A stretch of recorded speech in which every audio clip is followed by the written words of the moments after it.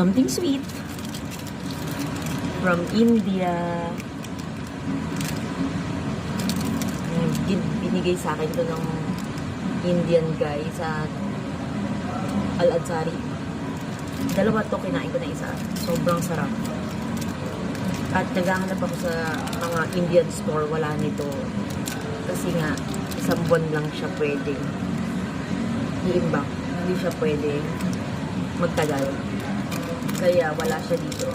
Yung mga pumupunta lang sa vacation daw, mga meron nito. Kaya kainin ko na ulit.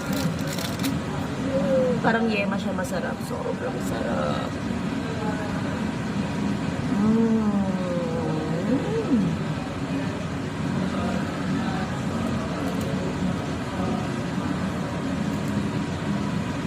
Peda, peda, peda.